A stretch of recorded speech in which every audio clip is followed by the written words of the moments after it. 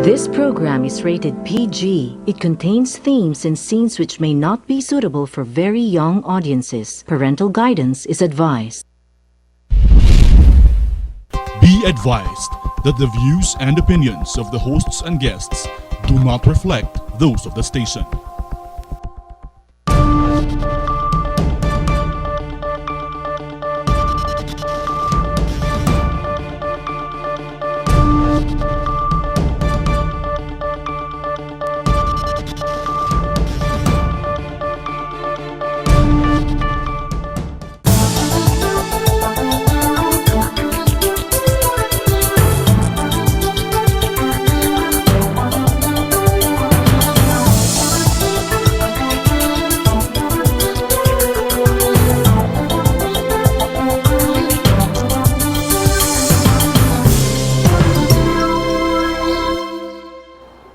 We're welcoming back after a very long absence, maybe a year and a half, our beloved Bono Adaza to have his say on the President's SONA that just transpired early this week. But before we go on, I think our audience has some questions.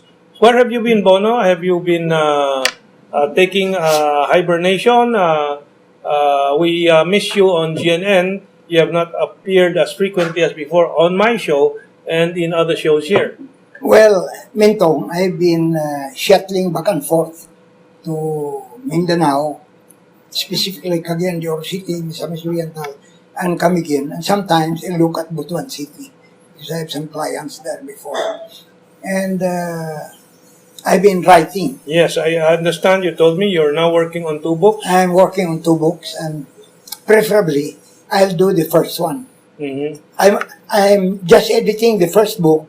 But This is on what? On Duterte. On Duterte. But on the second one is a book on the revolution. Mm-hmm. Which revolution? There's so many revolutions. My idea of a revolution in this country. Because the President and I have common agreement that the problems in this country can never be solved unless we do it through a constitutional transition government. No? Or a revolutionary government. That's actually your name for the revolutionary government. Correct. Yeah, unless we do that, it will take 1,000 years to bring about the transformation that we need. No? And I've been infused from the very beginning with this trust of the President because he keeps on saying, you know, I've been writing about parliamentary and federal system since I was here, editor-in-chief of the Philippine Collegian in UP. The way, we're taping here at the ROC in UP at Bahay Alumni, so it's very close to the heart. This is the scene of my many crimes and tragedies and my triumphs also. No? That's why I enjoy being here most of the time. And you and I have defied time and circumstances. People comment about you that you have not aged. And so have I. We have defied age and time. And I love that. And, you know, in the last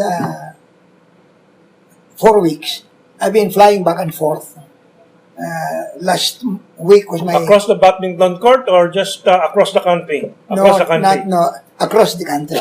I'm playing badminton court. I'm playing badminton in Camiguin and in Cagayan de Oro because it's better to play there since I have time.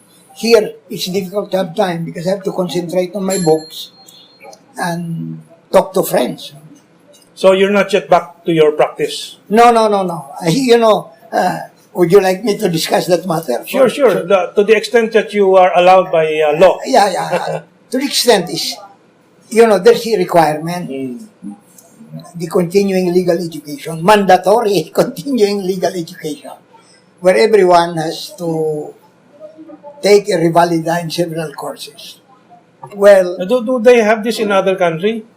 Yes, but in other countries it's voluntary. We had that before with the UP Institute. Okay. The law center. The intention is to brush up on the recent laws and jurisprudence and so on. Yes, but lawyers don't need that because all they need to do is read these issuances of the Supreme Court and then the laws that are passed by Congress.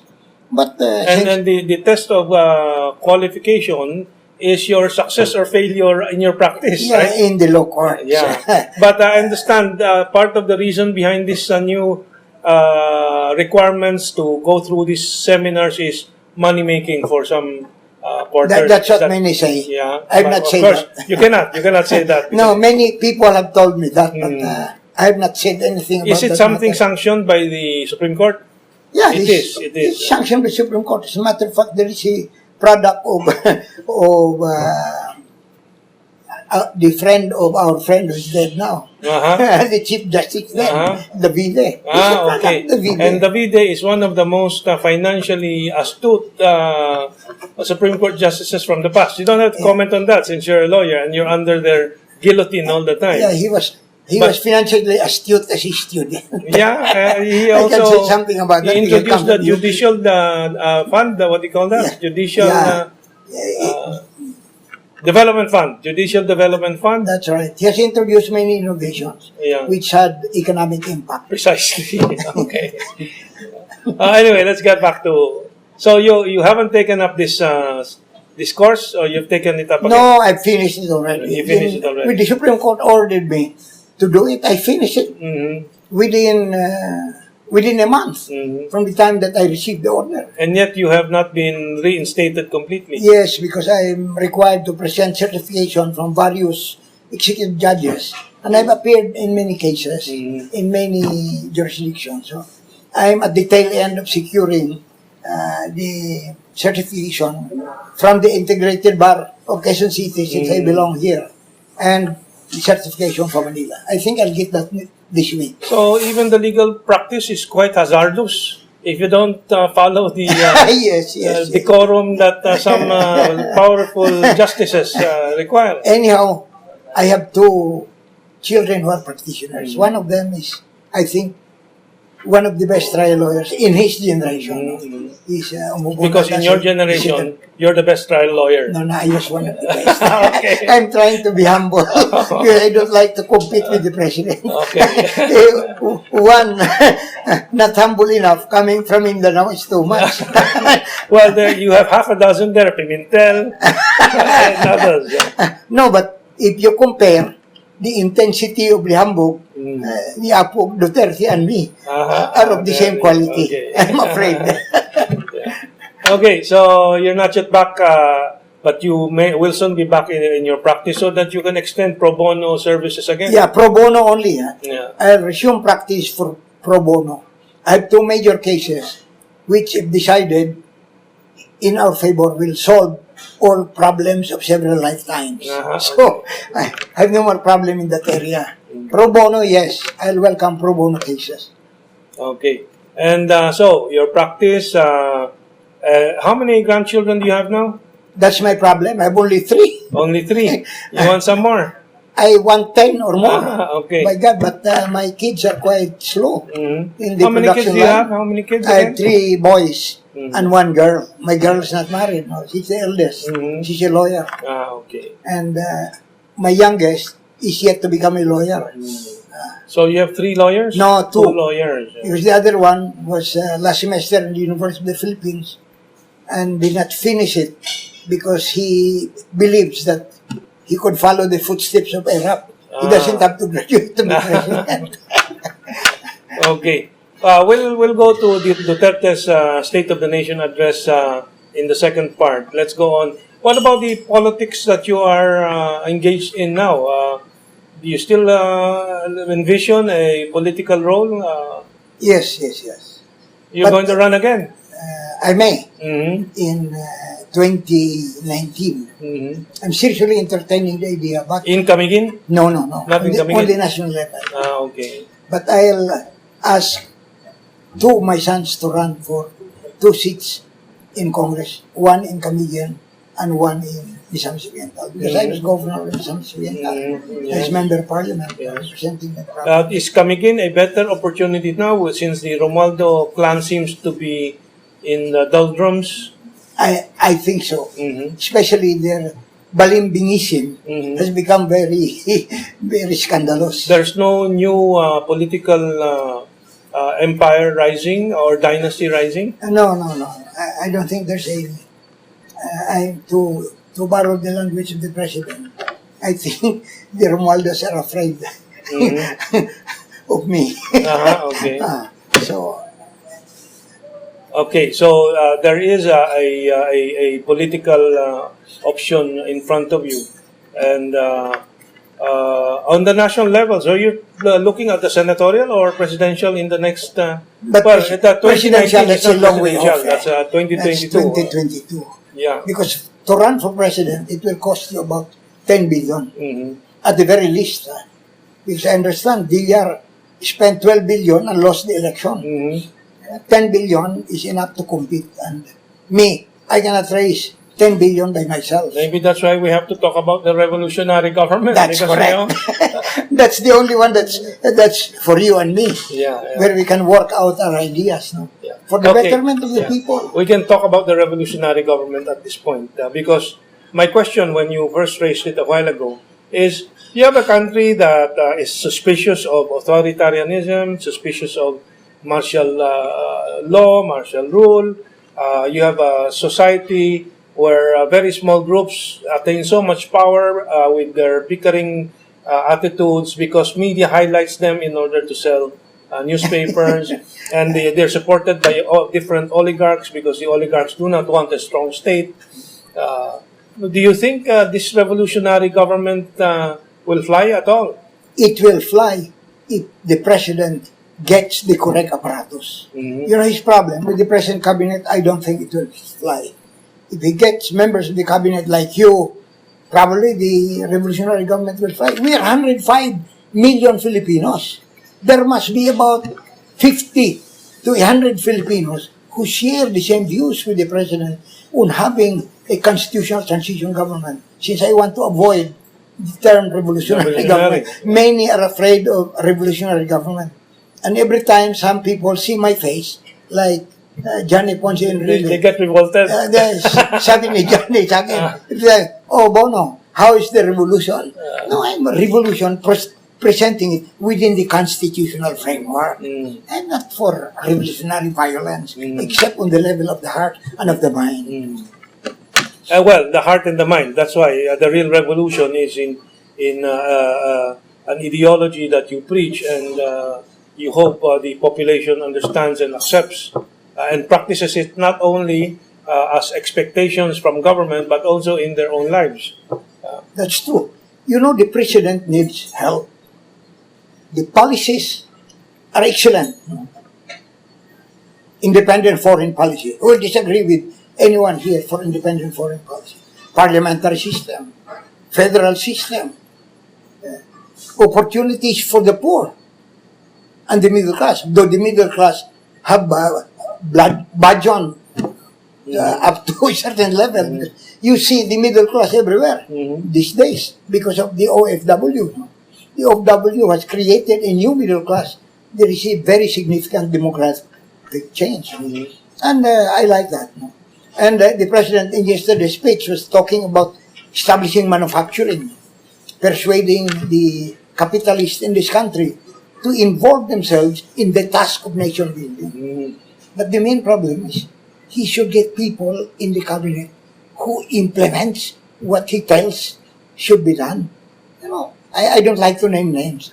It's bad enough that in my writings I name names. Yes. Yeah. Well, I'll mention some names that you mentioned in the course of our discussion. Correct. And I think it's popular names, popular in the sense that people pay attention to these names out of disdain or disgust or desperation. Like Aguirre. Aguirre is not an attractive figure. He has had 2 or 3 scandals associated with his performance. Yet the president continues to retain him. No, that's why I've been recommending he should get rid of KKK. That comes from Pinoy. KKK, kaibigan, kabarilan, kainuman. Yeah. Mahirap yung KKK. Should get rid of KKK after a year. Because there's a saying, it's difficult to change horses in midstream. This is not yet midstream. It's just the beginning. There are people who are not helping him because in a presidential system, the members of the cabinet commit mistakes and the president reaps the glory. Now it's the reverse. The mistakes of the members of the cabinet are attributed to the president. Totally wrong. So he should rethink some people in the cabinet and replace them. For instance, Mintong, I don't like to be having so much apo. The president gave a timeline for the control, if not elimination, the drug problem. 6 months.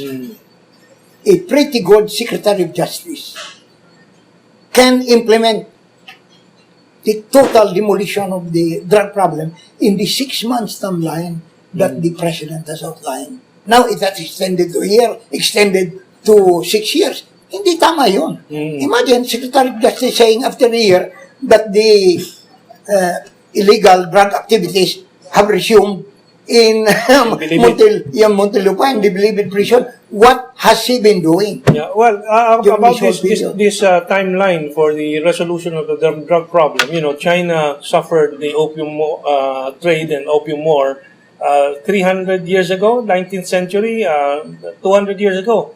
They haven't solved the problem yet. But they're still executing people every year. Mintong, there's a difference because now we have improved on technology. We have improved. But again, I know the point you're going to make, but the war on drugs in the U.S. still continues. Because it's within the so-called democratic framework. If you have a constitutional transition government for 6 years period, you don't have these constraints in democratic system. Well, you have China with an autocratic system or authoritarian but it's system. too big a country. It's quite big, yes. To be tackled. The problem. But the Philippines is only how many provinces? More than 83, and we are confined in islands. Well, there will be a long discussion on the method because the only other contrast to what is being done now here and in Indonesia during Sinawatra's time in Thailand, which is the use of coercion and enforcement, is Portugal, where it is completely liberalized and apparently there is some success in controlling it. But that's another issue we can discuss. But 6 months, I always thought it was hyperbole. Even a year, even 2, even 5 years is hyperbole. Don't ask me my methods. Yeah. Because if I tell you my method, there will be a major uproar in the country, and they'll like to bury me. Then you will, Duterte will pale in comparison to you. Oh, yeah, precisely. That's my point. I'm sure I'll get the support of the president if I were the one appointed in that place. 6 months, I'll observe the 6 month timeline. Otherwise, I'll return my appointment to him. Will you carpet the streets with dead bodies? No. There's even no need for that. With the things I've been entertaining on my mind, nobody will know how it will be done. For instance, I'll cite one example. Majority of these people who are involved in drug use. Many users. China donated a facility, modern facility, 10,000 That's right. People that could be contained. The last time I heard, there were only 127. Yeah, well, there are procedural issues and social issues, and it really is a big empty place Sayang yung today. perang binigay sa China Yeah.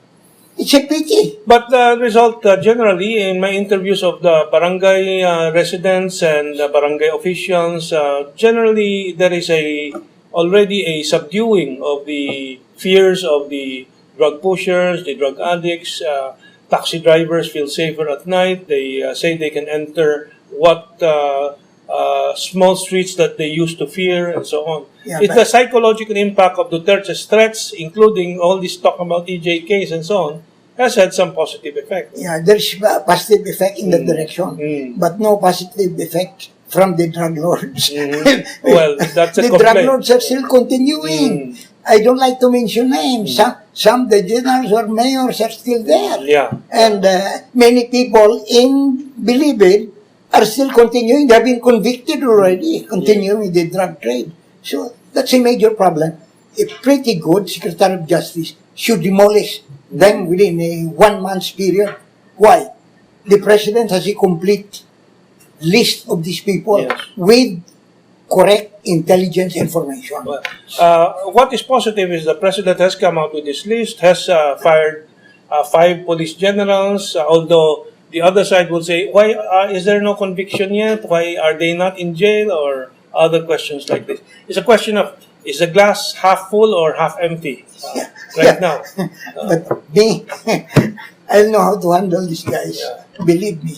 I've been nursing this formula for quite some time, and I smile in the way I'm smiling with you now. Okay. Well, so you've heard the potential 2019 candidate. I don't know for what level, whether it's going to be a senatorial or congressional. Yeah. But let's move on after this break to a discussion of President Duterte SONA with one of his most intelligent critics, Assemblyman and former Governor Homobono Adaza. Let's take this break.